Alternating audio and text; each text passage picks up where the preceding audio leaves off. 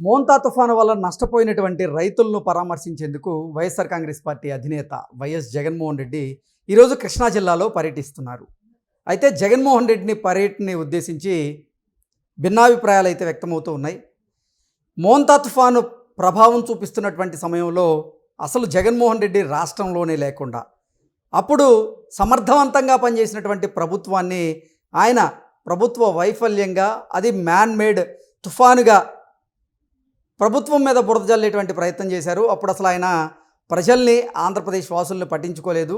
ఇప్పుడు వచ్చి దాన్ని ఒక రాజకీయ అస్త్రంగా వాడుకునేటువంటి ప్రయత్నం చేస్తున్నారు అంటూ జగన్మోహన్ రెడ్డి మీద కొంతమంది విమర్శలు గుప్పిస్తున్నటువంటి నేపథ్యంలో ఈ అంశం మీద మనం పూర్తి స్థాయిలో విశ్లేషణ చేసుకుందాం. ప్రస్తుతం మనతో పాటున్నారు జనసేన పార్టీ రాష్ట్ర అధికార ప్రతినిధి కూసుపూడి శ్రీనివాస్ గారు. సార్తో మాట్లాడదాం. సార్ నమస్తే. సార్, మోంతా తుఫాను వల్ల నష్టపోయినటువంటి రైతులు ఎవరైతే ఉన్నారో వారిని పరామర్శించాలని వైఎస్ఆర్ కాంగ్రెస్ పార్టీ అధినేత జగన్మోహన్ రెడ్డి ఈరోజు కృష్ణా జిల్లాలో పర్యటిస్తూ ఉన్నారు. అయితే ఆయన పర్యటన మీద భిన్నాభిప్రాయాలు వ్యక్తమవుతూ ఉన్నాయి. అసలు మోంతా తుఫాను వల్ల ఎంతోమంది రైతులు అతలాకుతలం అవుతే ఆ రోజు నువ్వు బెంగళూరు ప్యాలెస్లో పడుకొని ఈరోజు ఆంధ్రప్రదేశ్, అందులోనూ కృష్ణా జిల్లాకు వచ్చి రైతులను పరామర్శించడం ఏంది, అసలు ఆ నైతిక హక్కు నీకు ఎక్కడిది అంటూ కొంతమంది ప్రశ్నిస్తూ ఉన్నారు. దీన్ని ఎలా చూడాలంటారు సార్? కృష్ణ గారు, ఖచ్చితంగా రాజకీయ పార్టీ నేతగా అతను ఒక తుఫాను లాంటి సందర్భాలు వచ్చినప్పుడు ప్రజల్ని పలకరించడం, విషయాలు తెలుసుకోవడం తప్పులేదు. కానీ చాలా విచిత్రమైన వ్యక్తి జగన్మోహన్ రెడ్డి.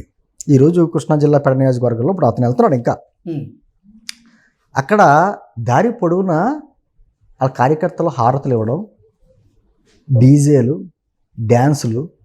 నేను పెళ్ళికి వెళ్తున్నాడా, పరామర్శకి వెళ్తున్నాడా? నేను ఏమన్నానంటే, పెళ్ళికి వెళ్తున్నాడా, పరామర్శకి వెళ్తున్నాడా? పరామర్శకి వెళ్ళినప్పుడు ఏ విధంగా వెళ్ళాలి? డీజేలతోటి, మహిళలతో హారతలు ఇప్పించుకుని, లేకపోతేనేమో డ్యాన్సులతోటి, ప్రోగ్రాములతో పరామర్శకి ఎవరిని వెళ్తారా? అంటే దానికి దీనికి వ్యత్యాసం తెలీదు. గతంలో కూడా కృష్ణ గారు అతను తిరుపతి శ్రీవారి ఆలయంలో సందర్శించినప్పుడు కూడా అక్కడ కూడా జై జగన్ అనే నినాదాలు, జగన్నామ స్మరణలో, అంటే అక్కడికి చావుకి పెళ్లికి తేడా తెలియట్లేదు తనకి. ఈ రోజున ఆ మోంతా తుఫాన్ వచ్చింది. ప్రకృతి విపత్తుని ఎవరో కూడా అడ్డుకోలేరు. కానీ దానివల్ల జరిగేటువంటి ఆస్తి నష్టాన్ని, ప్రాణ నష్టాన్ని తగ్గించేటువంటి టెక్నాలజీ వచ్చింది కాబట్టి అది బాధ్యతగా ప్రభుత్వ బాధ్యత. అది ప్రభుత్వం ఆ కార్యక్రమంలో ఉంది. మోంతా తుఫాన్ హెచ్చరికలతోటే ఆల్రెడీ ముందు 4-5 రోజుల నుంచి ప్రజల్ని ఏ విధంగా అప్రమత్తం చేయాలి, లేదా అధికారులు ఎక్కడెక్కడ పెట్టాలి అనేటువంటి విషయాల్లో ప్రభుత్వం చర్యలు తీసుకుంటే ఆ టైంలో వెళ్ళిపోయి బెంగళూరు ప్యాలెస్లో కూర్చున్నటువంటి వ్యక్తి ఏమైనా స్టేట్మెంట్ ఇచ్చాడు? వచ్చి పరామర్శించడానికి ఇక్కడేమో ఫ్లైట్స్ తిరగట్లేదు అన్నాడు ఆయన. సరే, వాతావరణం తగ్గిన తర్వాత వచ్చాడు. నేనేమనుకున్నానంటే తుఫాన్ తీరం దాటినా జగన్మోహన్ రెడ్డి బెంగళూరు ప్యాలెస్ దాటడం అనుకున్నాం. సరే, ఏదో తాయితీగా వచ్చాడు పాపం. వచ్చి ఓ ప్రెస్ మీట్ పెట్టేశాడు. మళ్ళీ వెంటనే ఆ నైట్ మళ్ళీ వెళ్ళిపోయాడు. మరి క్షేత్రస్థాయిలోకి వెళ్ళి రైతుల దగ్గర అసలు నిజంగా వారికి ఎంత హెక్టార్లో అది నష్టం జరిగింది? గతంలోనే కృష్ణ గారు అతను ముఖ్యమంత్రిగా ఉన్నప్పుడు జరిగినటువంటి ఇటువంటి తుఫాన్లు కానీ ఇటువంటి విషయాల్లో అతను అసెంబ్లీలోనే స్టేట్మెంట్ ఇచ్చాడు. ముఖ్యమంత్రి హోదాలో నేను క్షేత్రస్థాయిలోకి వెళ్తే అధికారులందరూ ఆ పనుల్లో కాకుండా మా చుట్టూ తిరగడం, మాకు రక్షణ కల్పించడం, ఇటువంటి అన్నీ వస్తుంది కాబట్టి, భద్రత విషయంలో ఇబ్బంది కలుగుతుంది కాబట్టి, అక్కడ సరైనటువంటి సాయం చేయడానికి ఇబ్బంది కలుగుతుంది కాబట్టి నేను వెళ్ళట్లేదని చెప్పాడు. మరి అతను ముఖ్యమంత్రిగా ఉన్నప్పుడు మరి అదే పని కూటమి ప్రభుత్వం చేస్తే, కూటమి ప్రభుత్వం అలా కూడా చేయలే. ఒక పక్క నుంచి సెక్రటేరియట్లో కూర్చుని అధికారులందరినీ చంద్రబాబు గారు, పవన్ కళ్యాణ్ గారు, లోకేష్ గారు ఎప్పటికప్పుడు అప్రమత్తం చేసి వాళ్ళందరికీ సలహాలు, సూచనలు ఇచ్చి అంతా నష్టాన్ని తగ్గించేటువంటి ప్రయత్నం చేస్తున్నారు. వెంటనే చంద్రబాబు గారు ఆల్రెడీ హెలికాప్టర్లో వెళ్ళారు కదా, వెళ్ళి బాధితులను పరామర్శించారు. వాళ్ళకి ఇవ్వాల్సినటువంటి సరుకులన్నీ పంపిణీ చేశారు. ఆ ప్రాంతాలు, ఆ తుఫాను ప్రభావిత ప్రాంతాల్లో ఉన్నటువంటి ఎమ్మెల్యేలు కానీ, ఎంపీలు కానీ ఎవరో కూడా ఖాళీగా కూర్చోలేదు.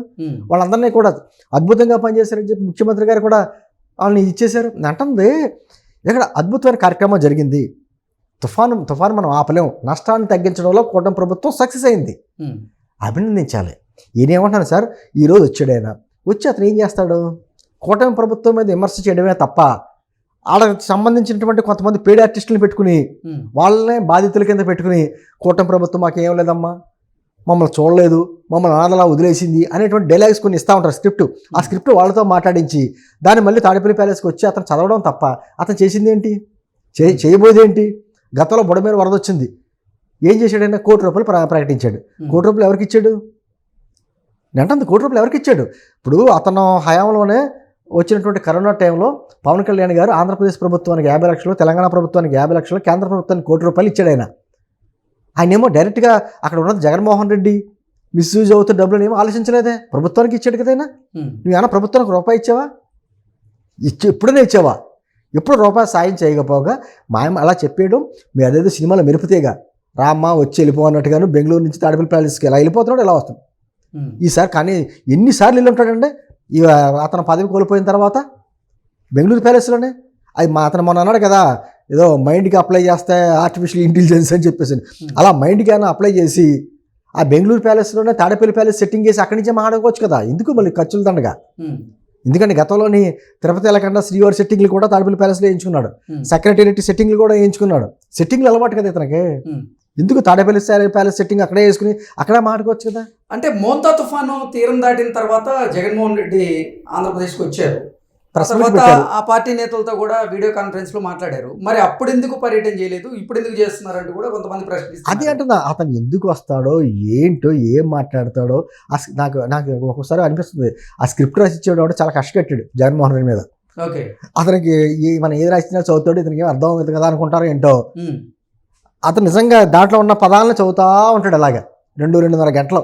ఓకే, అంటే అంటే బాధ్యత కలిగిన నాయకుడు అతను, మాజీ ముఖ్యమంత్రి, పులివెందుల ఎమ్మెల్యే, మాట్లాడేటప్పుడు చాలా బాధ్యతగా ఉండాలి. కృష్ణ గారు ఆఖరికి దేశంలో ఎక్కడైనా సరే ప్రకృతి విపత్తులు జరిగినప్పుడు, ఈ వరదలు కానీ తుఫాన్లు కానీ జరిగినప్పుడు టెర్రరిస్టులు కూడా కార్యక్రమాలు చేయరు, టెర్రరిస్టులు కూడా విమర్శించరు, సాధ్యంతో సైలెంట్గా ఉంటారు, పొగడరు, అలాగే కార్యక్రమాలు చేయరు, సైలెంట్గా ఉంటారు. వీళ్ళు అలా కాదు, ఆ ప్రకృతి విపత్తుని కూడా చంద్రబాబు సృష్టి అంటాడేంటి. మళ్ళీ విచిత్రంగా వాళ్ళ పేపర్లో కొంతమంది రాసుకోవడం ఏంటి, సీఎం పదవిలో లేకపోయినా తుఫాన్ ఆపిన మగాడు అని రాయించుకుంటే అది తృప్తి అతనికి. మ్యాన్ మేడ్ తుఫాన్, మ్యాన్ మేడ్. అసలు గత 5 సంవత్సరాలే కదా మ్యాన్ మేడ్ డిజాస్టర్ అంటే ఏంటో చూసింది ఆంధ్రప్రదేశ్ ప్రజలు. అటువంటి విపత్తు ఎప్పుడైనా చూసారా? ఒకటి మాత్రం స్పష్టం కృష్ణ గారు, 10 కరోనాలో, 10 తుఫాన్లు, 10 భూకంపాలు, అన్నిటికంటే ప్రమాదకారి ఒక జగన్మోహన్ రెడ్డి. ఓకే, అతన్నే ఎదుర్కొన్నాం, ప్రజలు అతన్నే ఎదుర్కొన్నారు, భరించారు 5 సంవత్సరాలు. అతను పెట్టినటువంటి ఆ భయోత్పాతాన్ని అంతా కూడా తట్టుకుని నిలబడ్డారు, సరైన సమయంలో బుద్ధి చెప్పారు. కాబట్టి ఇటువంటి తుఫాను ఏమైనా వచ్చినప్పుడు ప్రజలకు ఏం చేయాలనే ఆలోచన కుటుంబ ప్రభుత్వం చేస్తుంది. వచ్చి మెరుపుతీగలాగా అలా ప్రెస్ మీట్ పెట్టడం, బురద చల్లేయడం, మళ్ళీ వెళ్ళిపోవడం, తాడేపల్లి ప్యాలెస్లో మన బెంగళూరు ప్యాలెస్కి రిటర్న్ అయిపోవడం, ఈ shuttle service Tadepalli palace to Bengaluru palace shuttle service చేయడం. నేను అంటుంది ఎప్పటికైనా బాధ్యతగా మాట్లాడితే బాగుంటుంది తప్ప కేవలం నిందలు వేసి ఏదో తుఫాన్లు మ్యాన్మేడ్తో ఏమైనా సృష్టిస్తారంటే, అంటే కరోనా నువ్వు సృష్టించిందా, నీ హయాంలో వచ్చిన కరోనా నువ్వు సృష్టించిందా? అతనికి ఏం చేయాలో తెలియదు కృష్ణ గారు. అప్పట్లో హుదూద్ తుఫాను ఆ టైంలో కూడా అతను శ్రీకాకుళం జిల్లాలో పర్యటిస్తా అక్కడ వైజాగ్లో మొత్తం అప్పుడు ఎంత విధ్వంసం జరిగిందో తెలుసు కదా, కనీసం పలకరించలేదు పక్కన నియోజకవర్గం వెళ్ళి, అతను పాదయాత్రలో ఉన్నాడు. అటువంటి వ్యక్తి ఈ రోజు నుంచి కూటమి ప్రభుత్వాన్ని విమర్శించడానికి లేకపోతే రైతులను పరామర్శించడానికి అతని అర్హత ఎక్కడుంది? మేము ఉండుంటే రైతులకి పంట బీమా ఇచ్చేవగలం, అది ఇచ్చేవగలం, ఇది ఇచ్చేవాళ్ళం, ఇప్పుడు రైతులు నట్టేట ముంచేశారని చెప్పి విమర్శలు చేస్తున్నాడు. కేంద్ర ప్రభుత్వం పార్లమెంట్లో కూడా అనౌన్స్ చేశారండి అప్పుడు, కనీసం 3 సంవత్సరాలు వరుసగా ఇవ్వలేదట ఇది క్రాప్ లోన్. అటువంటి వ్యక్తి వచ్చి ఈ రోజున మాట్లాడుతున్నాడు. రైతులు నట్టేట ముంచేసింది గత 5 సంవత్సరాల్లో. భారతదేశంలోనే రైతుల ఆత్మహత్యల్లో 2వ స్థానం గెలిపోయింది. కౌలు రైతు ఆత్మహత్యలు అయితే 2వ స్థానం, రైతుల ఆత్మహత్యల్లో 3వ స్థానం భారతదేశంలోనే. అటువంటి వ్యక్తి వచ్చి ఈ రోజున రైతుల గురించి పరామర్శ గురించి, అది కూడా గానా బజారాలో భజంత్రీలు ఏంటంటే అది పరామర్శకు వెళ్తున్నట్లేదు అక్కడ. అంటే ఇప్పటికైనా ప్రజలు అన్నీ గమనిస్తున్నారు, చిచ్చి అంటారు, ఎక్కడ ఏ విధంగా ప్రవర్తించాలో ఇప్పటికైనా నేర్చుకోవాలనేటువంటి కనీసం ఇంకా జ్ఞానం అతనికి అలవాట్ల. ఇంకా భవిష్యత్తులో అలవాటు పడద్దేమో మనం ఏం చెప్పలేం.